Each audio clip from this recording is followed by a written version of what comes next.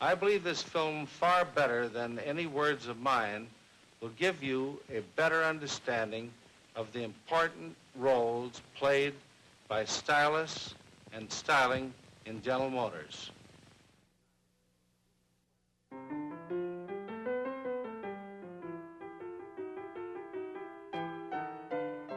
It was a different place, a different time. Harley Earl was born in Hollywood a year before the first motion picture, 2 years before Henry Ford's first automobile. It was a time of promise and possibility. As a boy, Harley Earl made models out of clay, models of automobiles not as they were, but as they might be. After attending Stanford, Earl worked in his father's carriage shop, creating custom bodies for the movie crowd, special cars for stars like Fatty Arbuckle, Tom Mix, and Mary Miles Minter. The big companies like Ford and General Motors didn't have styling departments in those days. If you wanted a fashionable car, you bought a Cadillac or Packard and had it rebodied by a Brewster, Murphy, Judkins, or Earl. This man sought to change all that, Alfred Sloan. So he invited Harley Earl, not yet 34, to design the first LaSalle, a lower-priced luxury model.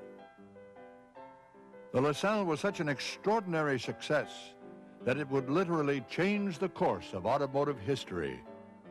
As a result, Harley Earl was asked to start the industry's first in-house department of design. Well, then they asked me to come back and do the Cadillac for 1928, the 27 Cadillac, rather. And then I was all through naturally with it and went back about my business when Mr. Sloan phoned from New York. Mr. Sloan had suggested that the General Motors have a central designing staff. Right away, General Motors' new art and color section began to do things in ways no one had previously imagined. Earl pioneered the use of full-size models. The trouble with small models, he said, is that your eyes don't shrink with the model. Earl pioneered clay modeling techniques in place of wood. Wood was stiff and formal. Clay lent itself to softer, rounder shapes. More than anyone, Earl changed the shape and proportions of the car. Longer, lower, wider was his credo. It was Earl who would eliminate the running board, who would integrate the headlights, fenders, grille, and trunk. It was Earl who would introduce the pillarless top, the hidden spare and curved glass. And yet it is not for these milestones that Harley Earl is often remembered, because Harley Earl also created the tail fin. Tail fins would make their first appearance on the 1948 Cadillac. At first, the public was slow to accept the fin. So, of course, Earl made them bigger. Soon, Cadillac sales nearly doubled, and everyone rushed to copy them. But even more important than the changes Harley Earl made to the shape of the automobile were the changes he made to its character. It became the symbol of our dreams and aspirations. Earl invented the dream car to give substance to the public's yearnings. The first was the Buick Y Job. The Y Job made its first appearance in 1937. A wire service reporter, seeing it for the first time 11 years later, thought it was the 1949 Buick and sent pictures of it, identified as such, to news desks around the country. It was that far ahead of its time. Probably the most influential of Harley's dream cars was the LeSabre. As the Second World War drew to a close, GM management asked Earl to create a car that would serve as a beacon of post-war design.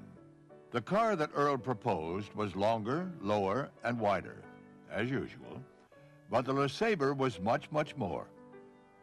30 years before they appeared in foreign luxury cars, the LeSabre had heated seats. 40 years before Mercedes could boast a one-touch top, the LeSabre top closed automatically at a drop of rain. But more important was the overall effect. The LeSabre was like something from another galaxy. The LeSabre was a star, wherever it appeared, captivating audiences all across America and Europe. Over the course of his career, Harley Earl influenced the design of more than 50 million cars.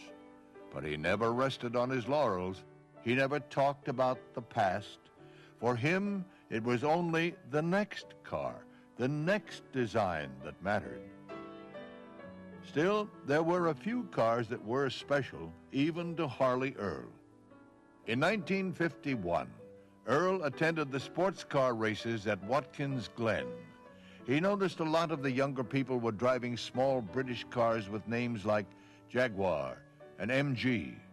So Earl began to work on a sports car of his own. Its name, Corvette.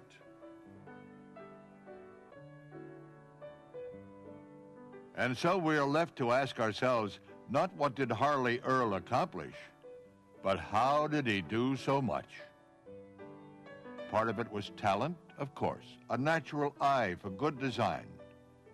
Part of it was the sheer force of his personality.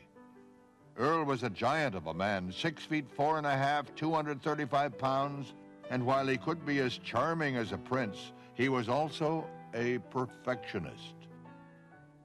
But probably the best answer is that Harley Earl, like the great entertainers, had an uncanny sense of what the public wanted.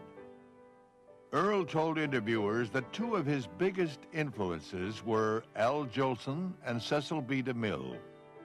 Jolson, because he taught him how to judge an audience. DeMille, for his lessons in showmanship and theatricality. Harley Earl applied these lessons better than anyone. He brought to the design world what DeMille and others had brought to the world of film. He was a pioneer and a visionary. He blazed almost every important trail. There have been 1,000 great designers in the history of the automobile. Each of them owes a debt to Harley Earl.